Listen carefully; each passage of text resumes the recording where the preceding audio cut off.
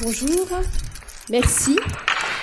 Merci de votre invitation. Merci à l'équipe de la plateforme pour l'invitation et toute l'organisation également. Merci à vous tous et toutes d'être venus malgré les inquiétudes liées au transport. Vous entendez une balade sonore que j'ai pu enregistrer en prison. J'ai eu en effet l'opportunité de travailler sur un sujet, un objet de recherche, comme on dit, hors du commun ou extraordinaire. J'ai pu questionner la mort dans un espace autre ou une hétérotopie, pour reprendre le terme de Michel Foucault. Cet environnement très singulier dont vous entendez quelques bruits, mais qu'il faut aussi imaginer avec le manque de lumière, une grande...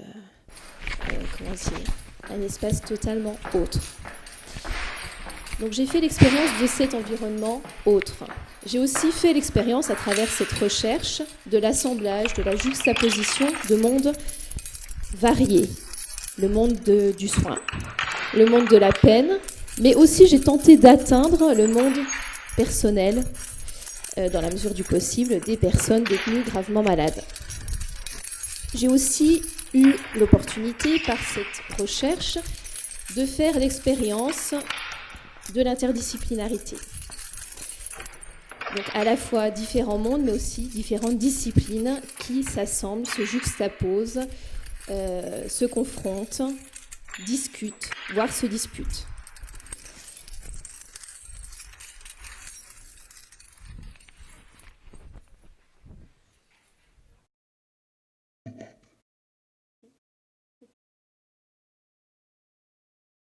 Ok. Cette recherche dont donc, je vais vous parler, je vous livre un petit peu comme ça le titre qu'elle a pris au départ, hein, Évaluation de la situation des personnes malades détenues relevant d'une démarche palliative dans les établissements pénitentiaires français. Donc son acronyme étude PARM. Au départ, donc le comité de pilotage, comme vous pouvez le lire, était composé de personnes ayant des expériences professionnelles différentes, issues de disciplines différentes, certains du monde de la recherche, d'autres plus ancrés dans le terrain. Donc cette recherche a été coordonnée par Régis Aubry, ici présent. Il y avait aussi Lionel Pazard, qui va sans doute nous rejoindre, qui est médecin méthodologiste au CHU, dans l'équipe l'Axe éthique et progrès médical, d'une équipe qui est intégrée à un CIC, donc un centre d'investigation clinique dans un CHU. Donc ça, c'est particulier aussi, parce qu'il faut sentir l'environnement hospitalier aussi qu'on retrouvera au cours des différentes étapes de la recherche. Nous avions aussi deux médecins qui exercent donc, en lien avec les personnes détenues malades, hein, un médecin en prison, Sébastien Grignard, et puis un médecin qui exerce en hôpital dans des unités spécifiques qu'on appelle les UHSI, unités hospitalières sécurisées interrégionales. Élodie Cretin, ici présente également, philosophe, a participé donc, dès le départ de cette aventure à la construction, à la problématisation du sujet. Et puis ensuite donc, sont venus participer à la recherche Aurélie Godard-Marceau, sociodémographe, et moi-même, donc, qui est... un parcours atypique, on me l'a plusieurs fois répété, puisque je suis infirmière de formation et j'ai soutenu récemment une thèse sur ce sujet en sociologie et je suis qualifiée en sociologie et anthropologie. Nous avions aussi associé, face à cette question donc, de la fin de vie des personnes détenues, on s'est dit très rapidement que les enjeux que soulevait cette question n'étaient pas uniquement médicaux, bien sûr, et qu'il fallait aussi atteindre les enjeux juridiques, les enjeux sociaux, les enjeux anthropologiques qui lui étaient liés. Bien sûr, tout ça intègre, est traversé par les enjeux politiques. Vous voyez que donc, le conseil scientifique est composé donc, de médecins, pénalistes, sociologues, philosophes, juristes. Au départ, donc, un projet de recherche, vous le savez sans doute tous, prend beaucoup de temps dans sa construction, puis sa recherche de financement. Donc il y a deux éléments qui ont motivé donc les personnes du COPIL, entre autres. C'était tout d'abord que l'équipe donc, dans laquelle je travaille, l'axe éthique et progrès médical, s'intéresse depuis un peu plus de 10 ans à des questions qui sont liées aux personnes en situation de vulnérabilité. Donc, il y avait déjà eu plusieurs recherches menées auprès de publics en situation de vulnérabilité. Et parallèlement, donc, il y a aussi eu l'apparition d'un avis, l'avis 94 du Conseil consultatif national d'éthique, CCNE, qui interpellait sur l'usage assez restrictif de la suspension de peine pour raison médicale. Je reviendrai à la suspension de peine tout à l'heure. Et puis parallèlement, donc, une interne qui réalise une thèse sous la direction de Régis Aubry sur le sujet donc, de la maladie grave des personnes détenues. Tout ça s'inscrit aussi dans un contexte plus large, donc au niveau national. Vous le savez sans doute également, mais la population détenue est particulièrement vulnérable, plus malade, vieillissante actuellement. Il y a différents rapports qui l'ont mis en évidence, un groupe de travail aussi, Santé et Justice, quelques articles. Tout ça soulève de nombreuses questions éthiques, mais en tout cas, ce qu'on peut constater au niveau international, c'est que cette question de la mort en prison reste controversée, quel que soit finalement le système pénal et le système juridique.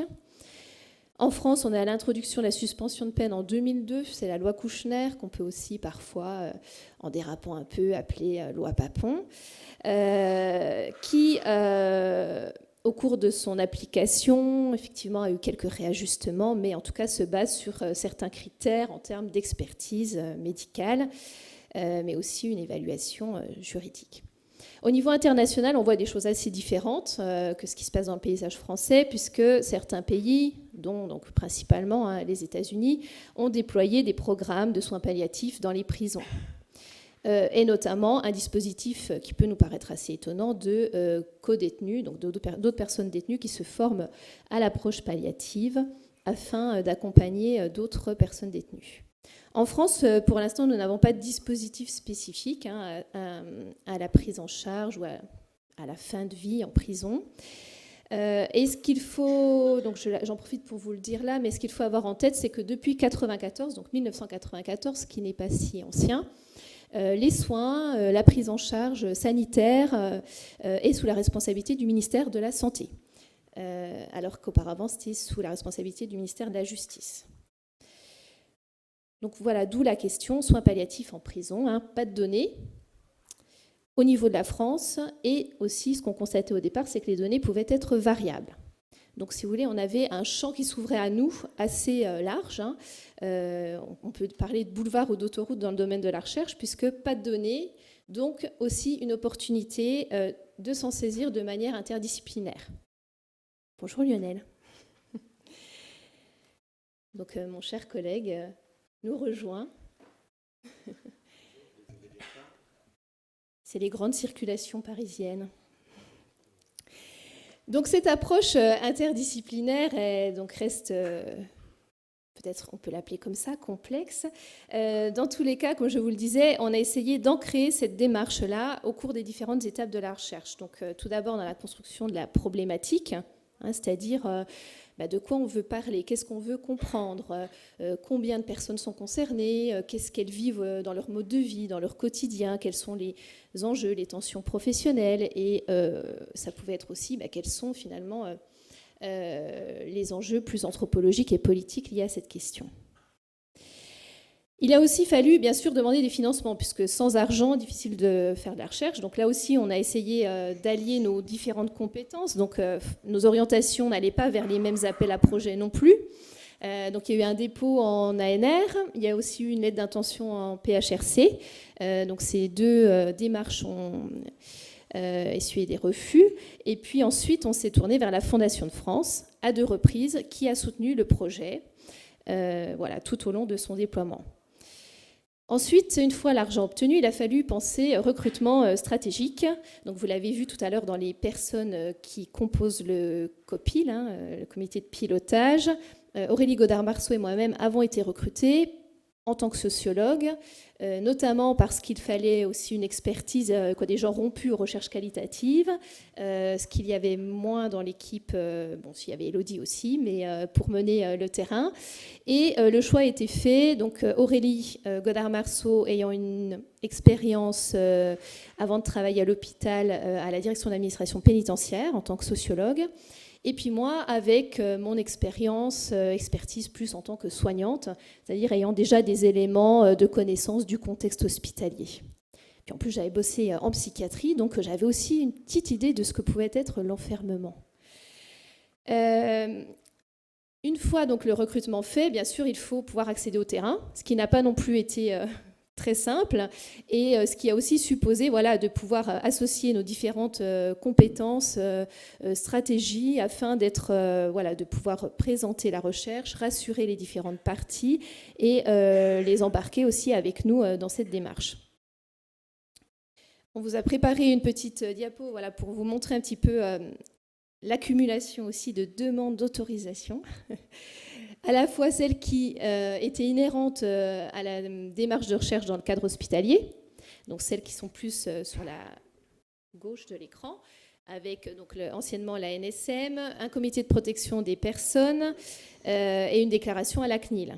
Donc là, par exemple, au niveau du comité de protection des personnes, je me souviens qu'il y avait eu tout un ensemble de questions par rapport à la démarche qualitative, qu'on abordera tout à l'heure, mais soulignant bien aussi le fait que certaines instances hospitalières n'étaient pas du tout adaptées à certaines méthodologies qu'on souhaitait, nous, ici déployer, puisque les habitudes étaient plutôt tournées sur une démarche quantitative épidémiologique, entre autres. De manière opérationnelle, c'est-à-dire comment concrètement pouvoir, une fois qu'on a des autorisations sur on va recueillir des données qui concernent des patients, comment on va faire pour accéder au terrain, puisque ouvrir les portes de la prison, il faut quand même montrer patte blanche, comme dirait Pérec.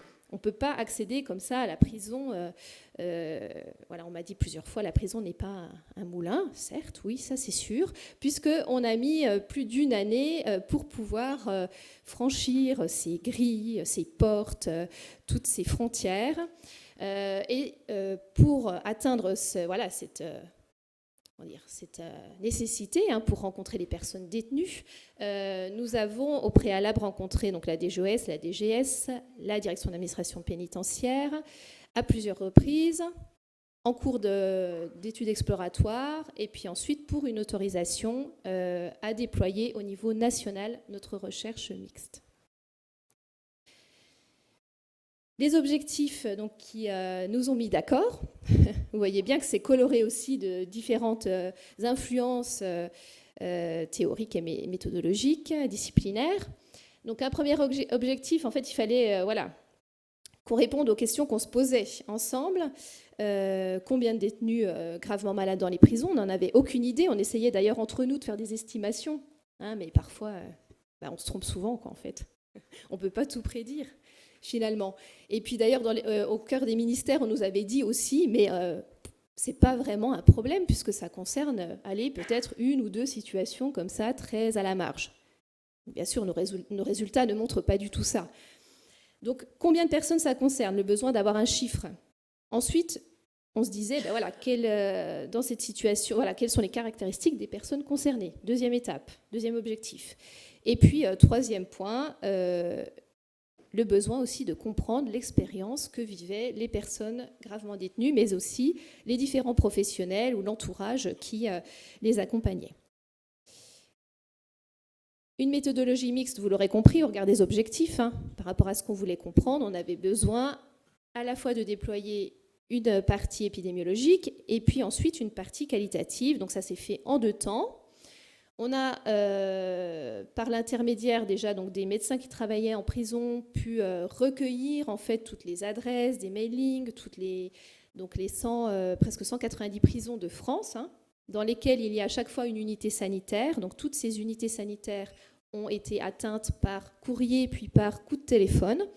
Donc on avait envoyé des documents explicatifs. Ça nous a demandé aussi de déployer des compétences au niveau de la communication, ce qui n'était pas du tout mon fort.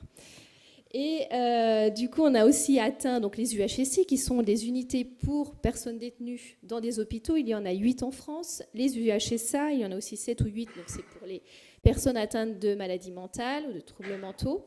Et puis le PSNF, c'est l'hôpital historique, on va dire, pour les personnes détenues à Fresnes. Donc dans ces différents lieux, donc ça fait 200. On a envoyé des questionnaires et puis quand les personnes avaient des situations de personnes détenues gravement malades, on reviendra sur les critères d'inclusion, voilà, elles pouvaient nous contacter et nous retourner le questionnaire.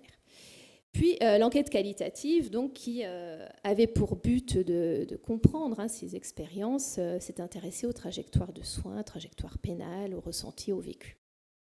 Bon, là, je vais peut-être passer assez rapidement, puisque c'est les deux parties que je viens d'évoquer, avec donc, quelques mots déjà un petit peu sur les critères d'inclusion à gauche, mais je vais laisser Lionel développer ce point. Et puis des interviews, comme je vous le disais, pour essayer d'atteindre les différents points de vue. C'est-à-dire que dans notre recherche, on a essayé, vous le voyez, ce sont les compromis qu'on a atteints par rapport à nos différents points de vue de chercheurs, mais aussi des médecins issus du terrain. Et en plus, on a essayé d'atteindre, pour comprendre la situation des personnes détenues gravement malades, les différents points de vue des intervenants, ceux qui les accompagnaient au quotidien.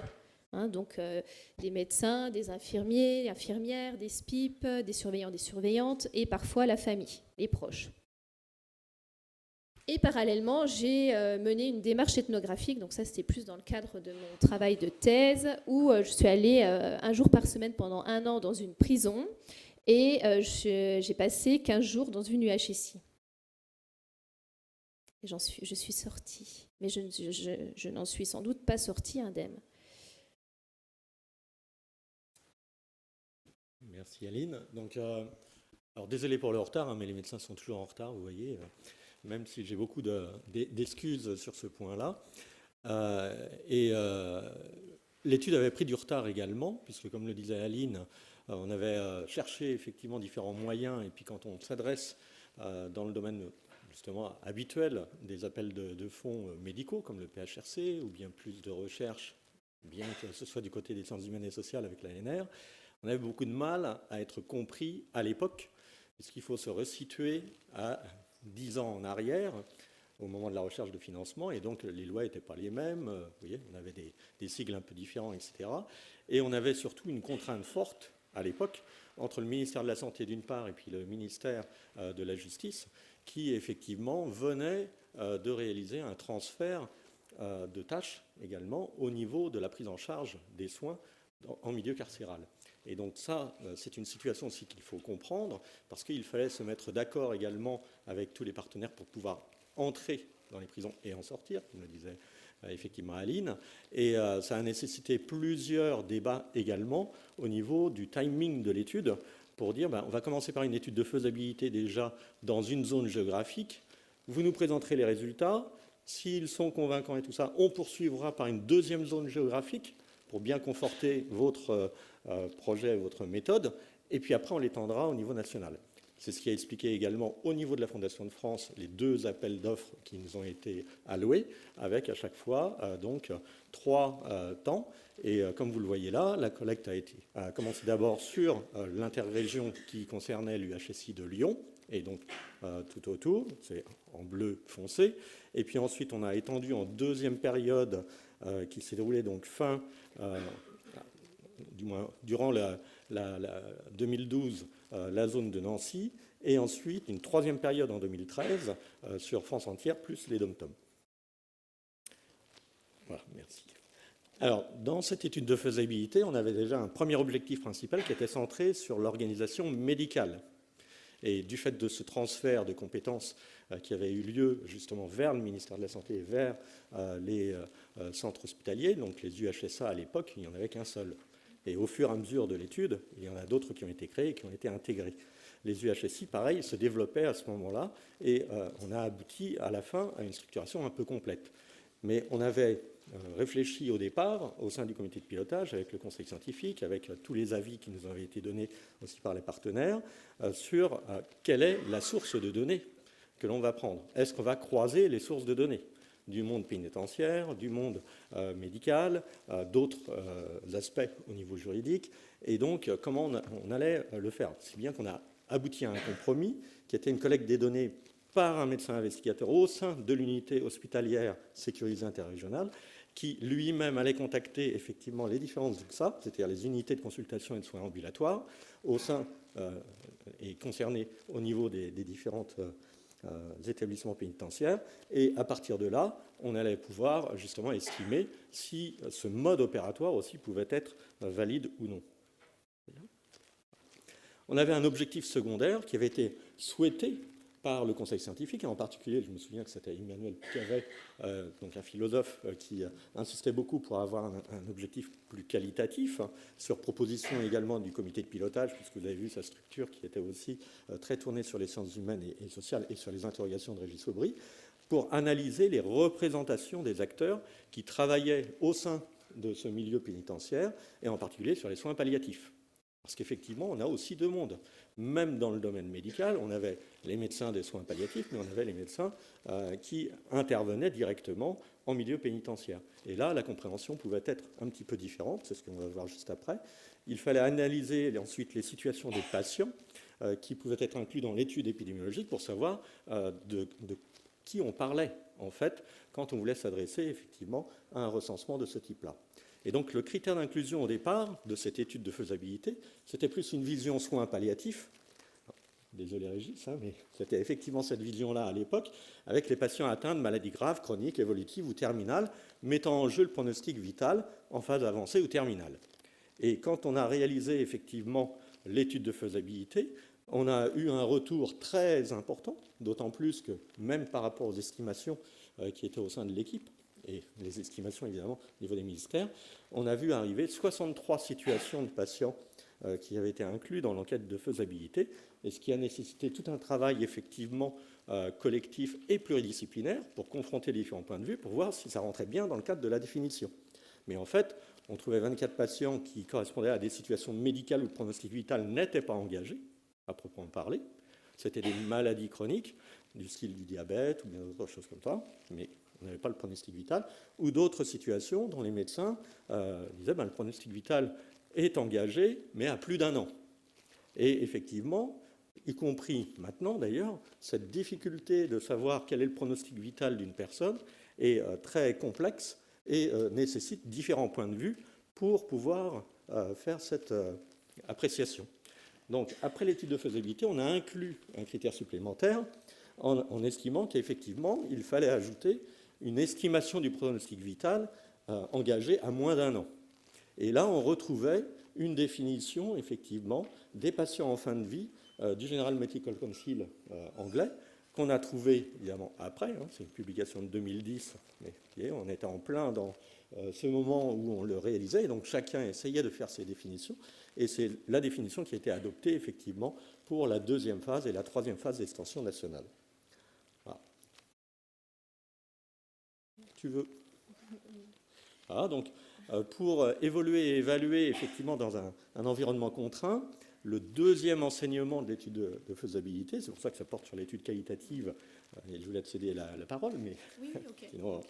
Voilà, c'est que l'étude qualitative était faisable, et on pouvait rentrer en prison, parce que c'était une de nos interrogations principales, et je laisse Aline, justement, pour dire, puisqu'elle y a été directement, comment ça s'est passé.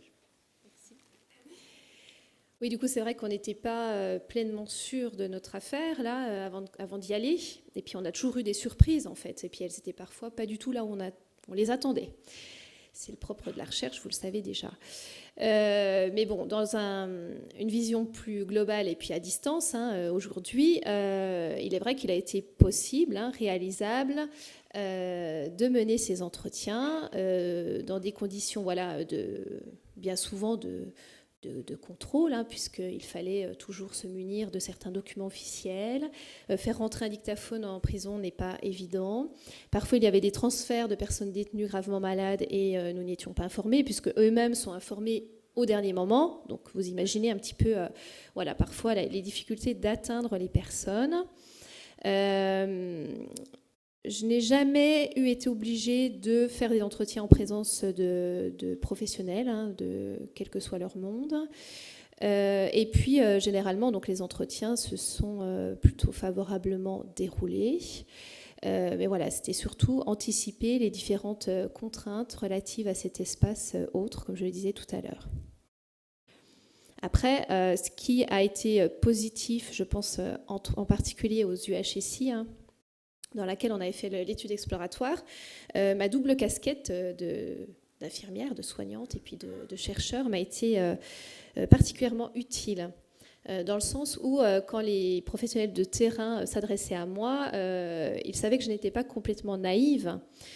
Et du coup, si vous voulez, je pouvais un peu plus rapidement peut-être, et je ne suis pas sûre, mais cibler, rebondir, gêner un peu parfois sur certaines questions. Parce que j'avais en tête un fonctionnement hospitalier un petit peu habituel. Et d'ailleurs, j'ai l'impression qu'on m'a aussi ouvert plus facilement les portes de la prison parce que finalement j'avais ou j'appartenais à ce monde hospitalier. Parce que la recherche, comme je le disais au début, était aussi inscrite dans une démarche de recherche hospitalière. Voilà, donc au niveau des résultats, c'est vrai qu'on avait 3 objectifs, donc on a pensé un petit peu à 3 parties de résultats. Donc moi j'ai appris aussi beaucoup avec mes collègues plus rompus aux démarches quantitatives, sur avoir une certaine logique, un objectif, une méthode, une réponse. Donc je me suis un peu améliorée de ce point de vue-là. Tu veux dire quelque chose ? Oui, il est clair qu'on a vraiment 2 aspects orthogonaux un petit peu, avec les méthodes quantitatives, médicales et tout ça qui étaient plutôt sur l'hypothético-déductif.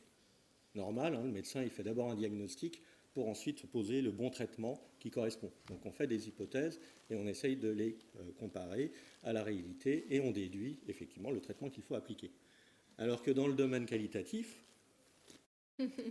on était plutôt, oui, dans la volonté d'être au fil de l'eau, d'être ancré dans le terrain, d'être en prise avec son terrain et puis de naviguer un peu dans les différents mondes en fait. Voilà, ce qui me plaisait, c'était de naviguer dans les différents mondes. Et puis on voulait aussi recueillir des situations très différentes. On voulait atteindre une hétérogénéité à partir de cas. Donc, vous voyez bien effectivement la confrontation des points de vue à ce moment-là, où d'un côté, on cherchait à avoir une population homogène, on restreignait les critères d'inclusion, on essayait d'avoir vraiment quelque chose qui peut être accepté après, ultérieurement, pour ce bilan, ce recensement qui a été fait. Et d'un autre côté, on était tiraillé par un certain nombre de personnes, à tous les niveaux, pour dire non, il faut regarder la diversité, il faut aller le plus loin possible, on ne va pas le faire selon une hypothèse donnée, etc. On va essayer d'étudier vraiment la réalité des choses avec la plus grande diversité possible. Et donc cette notion de variation, de variabilité du vivant, comme on dit, a été très débattue au sein des différents comités. Donc au niveau des résultats, par rapport aux caractéristiques des personnes détenues gravement malades rencontrées, on a retenu donc 50 patients, bien que 60 aient été identifiés au départ, donc sur une période de 3 mois. 50 patients détenus. Vous avez un petit peu le détail des lieux d'inclusion encadrés, 26 à l'hôpital, 20 en UXA, donc en prison, et 4 à Fresnes. Leurs caractéristiques, donc ça correspond au niveau du sexe à une répartition classique en prison, beaucoup plus d'hommes que de femmes. Ce qui est en train de changer, apparemment, j'ai lu récemment ces informations. Et par contre, un âge moyen de notre population beaucoup plus élevé que celui qu'on retrouve dans la population détenue classique, qui est plutôt aux environs de 30 ans. On s'était intéressé aussi dans notre questionnaire à différentes données, et entre autres s'ils étaient mariés, s'ils avaient des enfants. Donc on voit que la plupart d'entre eux ont des enfants, ont une vie de famille. 21 patients donc, au niveau médical présentaient des polypathologies, pluripathologie, et 8 sur 10 étaient atteints de cancer. Au niveau du pronostic vital, on avait demandé donc, aux médecins à qui on adressait le questionnaire d'estimer à combien il était engagé, donc à moins de 3 mois, ou entre 3 et 12 mois. Donc, vous voyez que la majorité des personnes se situaient plutôt entre 3 et 12 mois selon l'évaluation médicale. Et puis 11 d'entre eux, donc sur les 50, étaient considérés comme ayant un état de santé compatible avec les conditions de vie en prison. Parce que là aussi, on leur demandait aux médecins, est-ce que vous estimez que, au regard de son état de santé, la vie est compatible avec la vie en prison? Oui, non, ne sais pas. Au niveau des conclusions donc, de cette partie épidémiologique, qui voulait donc donner du chiffre, dire un petit peu voilà, de combien de situations on parle, on voit qu'on a une estimation donc, de la prévalence annuelle de 15,2 pour 10 000. Et ce qui est important à souligner, c'est que cette prévalence est 2 fois plus élevée, en tout cas le nombre observé est 2 fois plus élevé que le nombre attendu, prévu, après une standardisation par âge et par sexe au regard de la population générale. Et aussi, ce qui est important à souligner, mais ça a été aussi souligné dans des études américaines, c'est qu'on se situait au regard du nombre attendu dans une tranche d'âge supérieure à 10 ans que celle qui a été observée.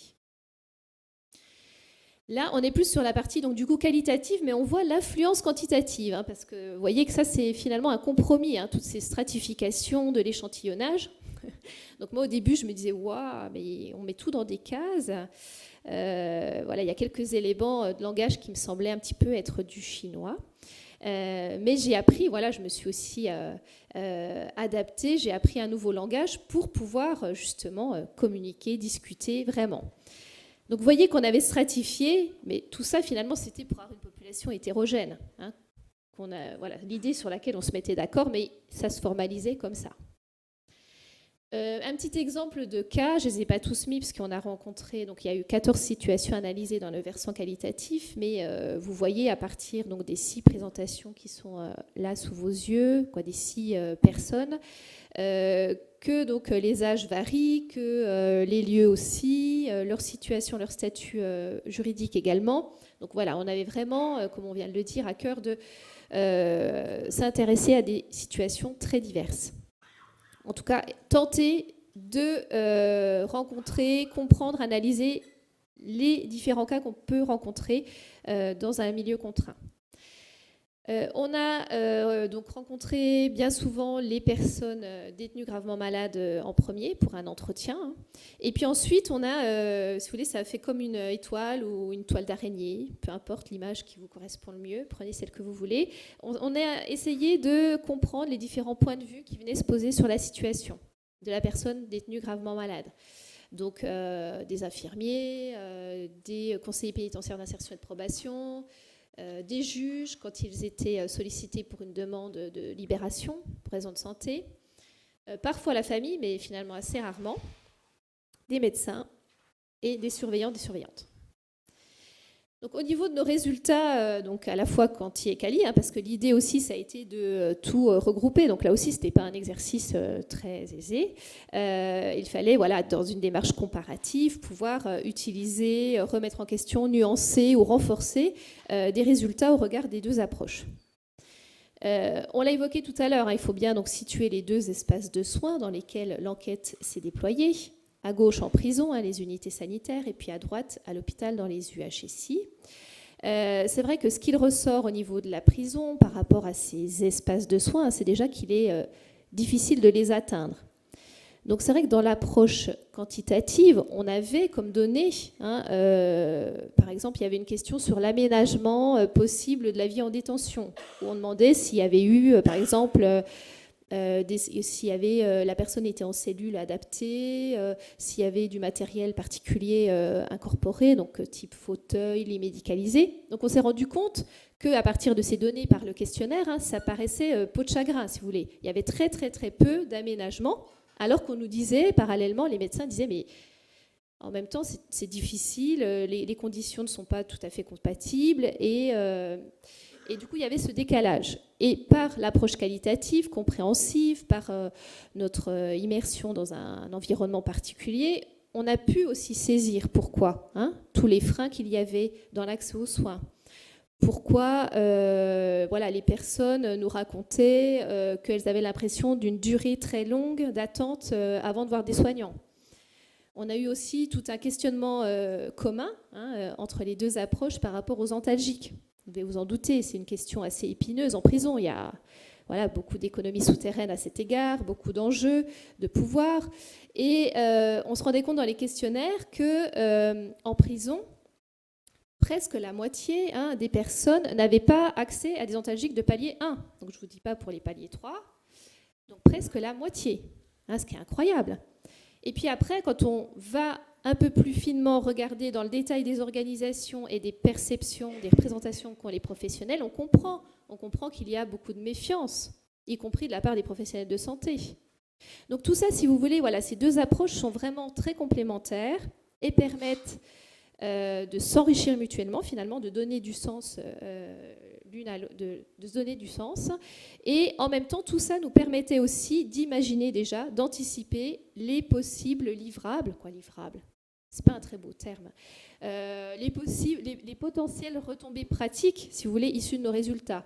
Comment on pourrait améliorer la situation des personnes qui sont gravement malades dans ce milieu assez hostile. En UHSI, il est vrai que les personnes détenues rencontrées associent ce lieu à un havre de paix, en opposition à ce qu'elles vivent en prison finalement. Et puis c'est vrai que ça ressemble au monde hospitalier, là un peu plus, mais malgré tout, les portes des chambres restent fermées. Et c'est dans ce lieu-là que, bien souvent, la possibilité d'une libération pour raison de santé est envisagée avec les professionnels de santé, mais aussi les SPIP, qui jouent un rôle important. Notre dernier point de résultat, qui là aussi a confronté les deux productions de données, les deux types de production de données.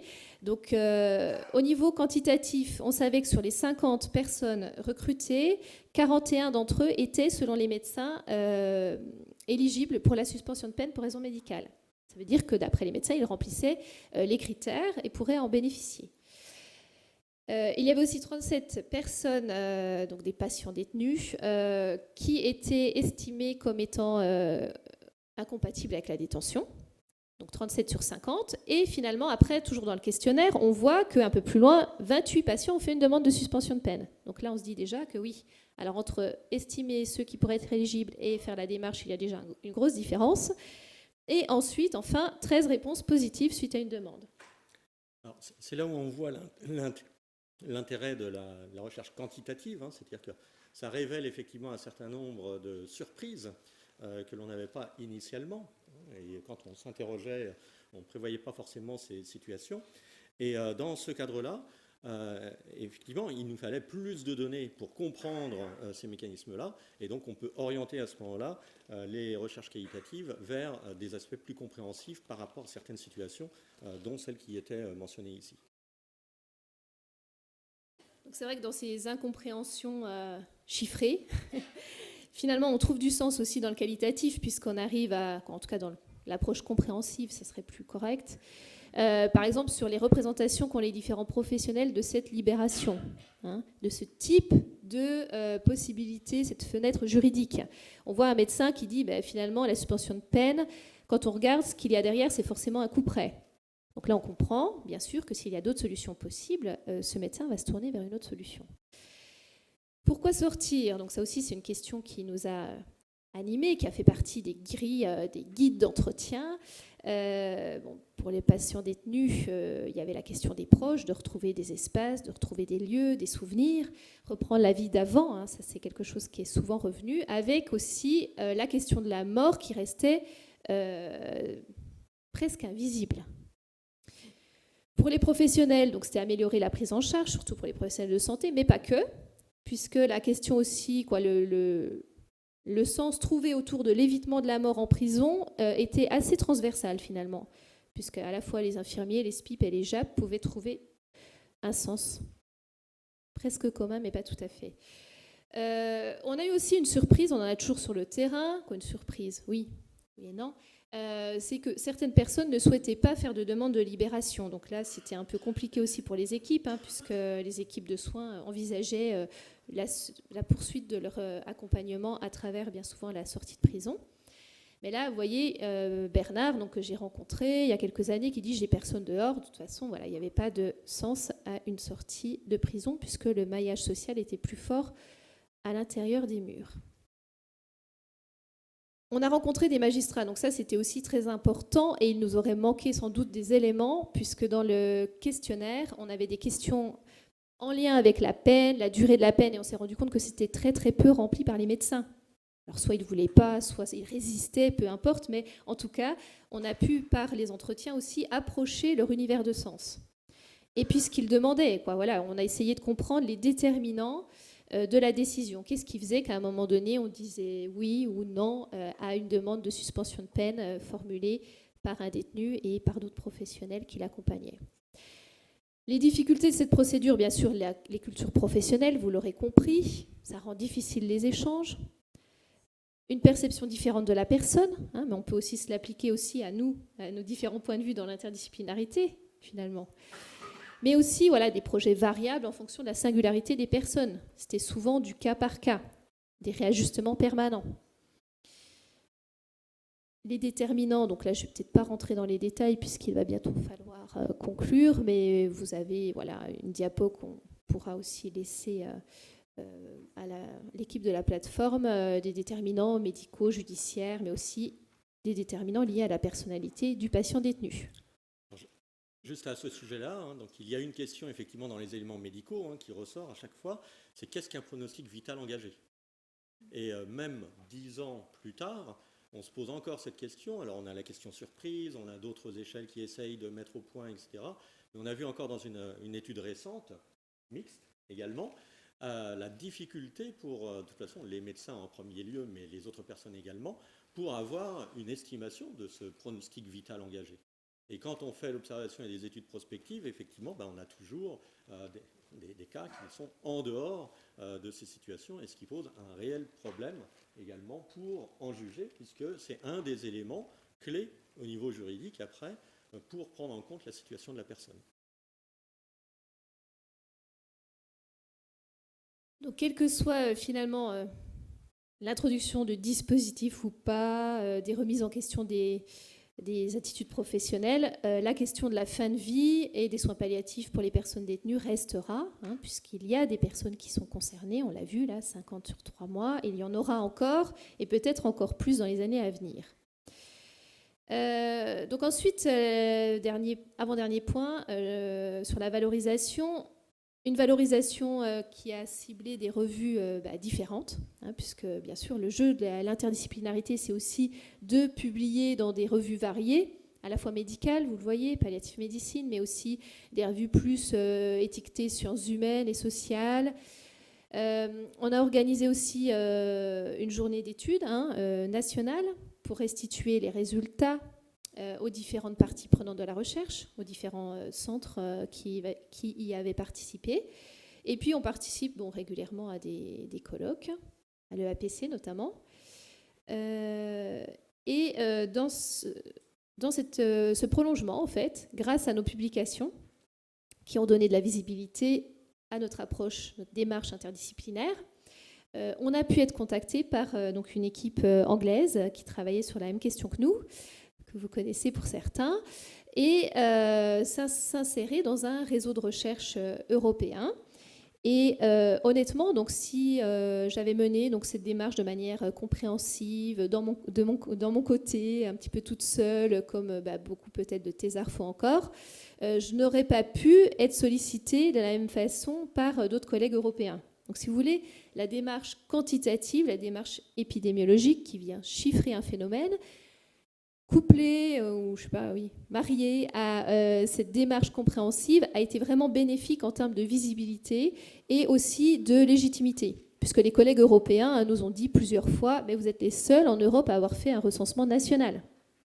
Donc c'est vous les plus légitimes sur la question en Europe. Donc voilà, sur le coup, on n'a pas trop réalisé, mais là, en réfléchissant à cette question d'interdisciplinarité, en préparant cette conférence, ça a vraiment une plus-value là en termes de visibilité et de légitimité. Donc ces réseaux, je ne vais peut-être pas m'étendre sur ce réseau européen, mais il y a 80 membres, 19 pays, et la première partie d'une recherche qui a été réalisée par une comparaison de 8 pays. On en vient à la discussion. Peut-être une discussion avec vous sur ces tentatives d'alignement, comment on fait pour s'aligner entre différentes disciplines. pour se disputer, mais de manière constructive. Quelles peuvent être les retombées pratiques des résultats comme ça, voilà, de production de résultats divers, comment on les construit aussi de manière collective, et puis aussi, pour finir, un lien aussi entre recherche et politique, comment ça se passe tout ça avec ces points de vue pluriels. Merci à toutes les équipes, merci à vous de votre écoute. Merci.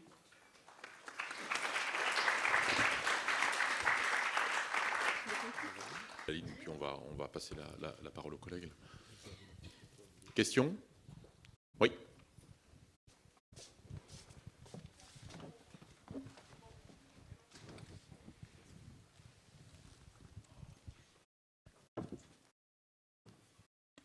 Merci beaucoup, Madame Chastagne, pour votre exposé.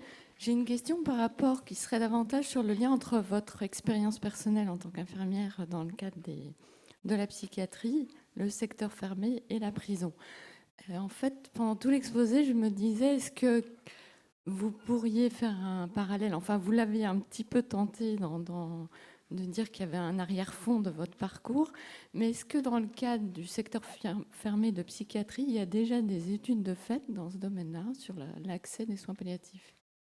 Et est-ce que vous pensez que quelle est la raison essentielle de votre virage pour la prison plutôt que de faire une recherche dans le cadre des secteurs fermés de psychiatrie ? Merci.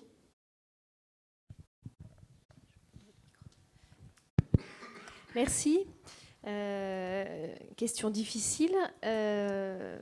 Virage. Pourquoi un virage ? Il est vrai que j'avais en tête de travailler plutôt sur les enjeux anthropologiques en psychiatrie, un questionnement autour des malades mentaux, mais il y a une opportunité, une opportunité de job. J'étais en thèse, cherchais activement un financement. Le CHU de Besançon cherchait à recruter un ingénieur pour mener une recherche sur la question de la fin de vie en prison. Je venais de finir un master en criminologie. Voilà, tout s'alignait. Mon sillon de chercheur était en train de se creuser dans ce sens-là. Et je n'ai pas réalisé tout de suite tous les liens qui pouvaient exister entre mon expérience de soignante en psychiatrie et puis cet objet-là, la prison. Mais je pense que ça m'a été très utile en termes de réflexivité, très utile aussi pour comprendre les soignants, puisque quand on intègre un monde, il faut aussi en avoir tous les codes, sans quoi notre présence n'est absolument pas souhaitable, pour avoir du tact, si vous voulez. Parce qu'à un moment donné, c'est aussi, ça marche entre don contre don. Les personnes nous autorisent à les observer, à les suivre, à recueillir des données parfois très intimes. Et puis nous, qu'est-ce qu'on va offrir dans cette histoire ? Comment on va se positionner ? Donc ça, oui, en tant que soignante, en tant que avec des lectures plus orientées sur la psychiatrie, l'histoire de la psychiatrie, ça m'a forcément aidée. Je vais ajouter, parce que avec Élodie et Régis, quand on a recruté effectivement les deux personnes, les profils étaient très complémentaires. Et effectivement, la notion d'enfermement que vous mentionnez n'est pas propre à la prison ou à la psychiatrie. Il y a d'autres domaines dans ce cadre-là. Et quand on a préparé d'ailleurs la conférence, et Aline a dû vous faire écouter le bruit des clés qu'elle a enregistrées, moi je lui ai dit, tiens, c'est curieux, ça me rappelle, moi, quand j'étais en secteur fermé psychiatrique. Voilà. On n'avait pas les barreaux, on n'avait que du plexiglas. Mais c'était les mêmes bruits de clés, par contre.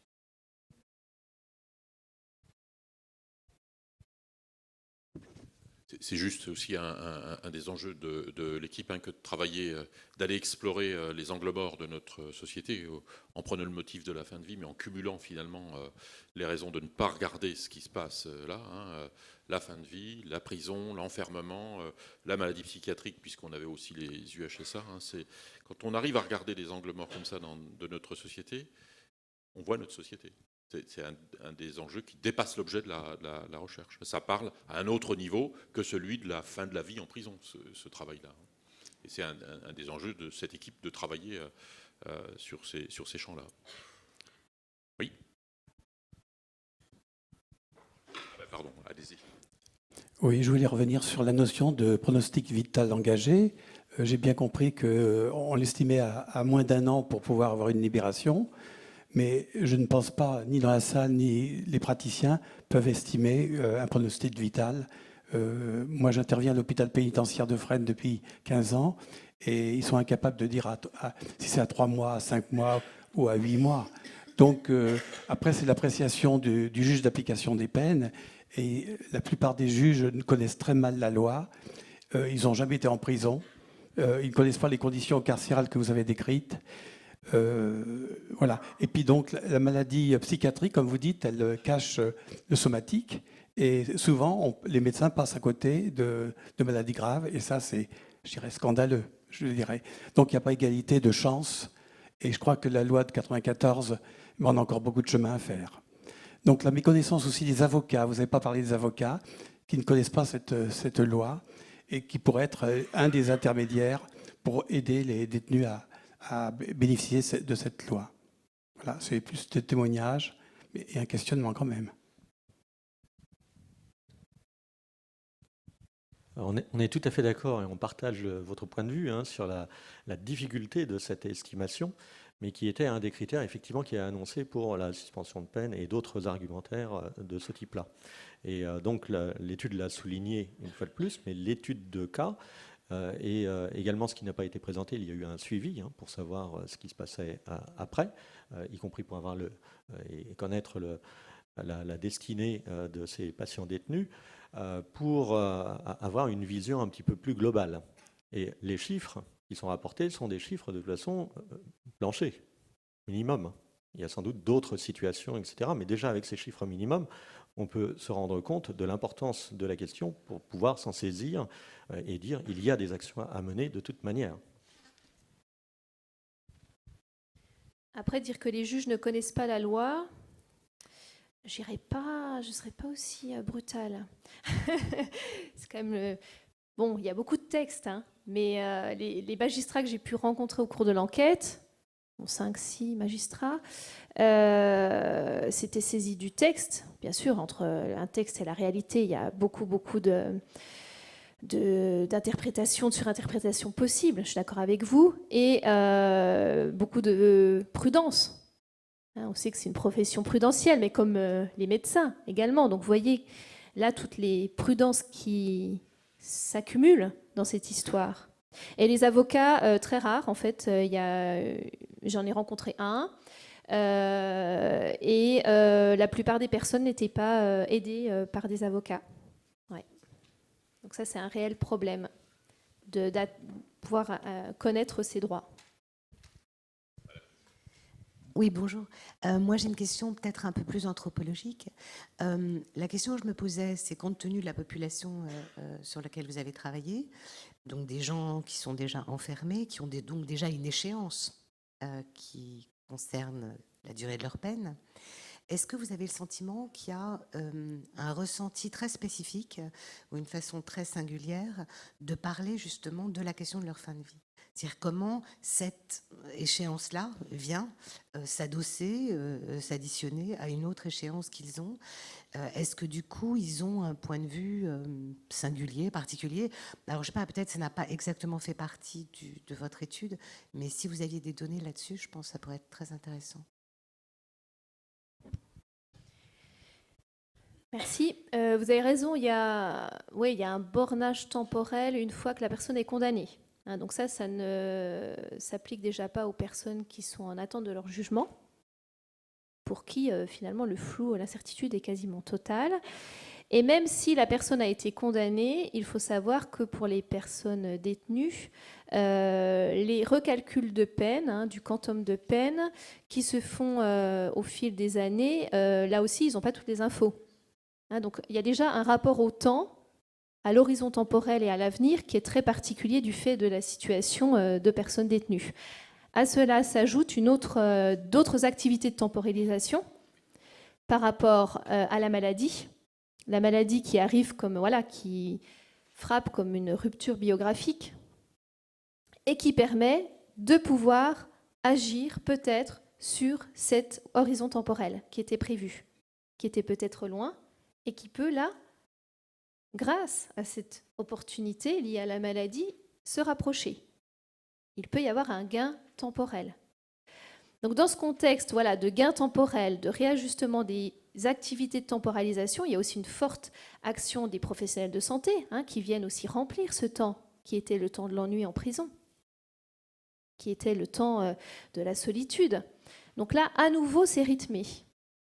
Le tempo s'accélère et on a un horizon qui vient se rapprocher.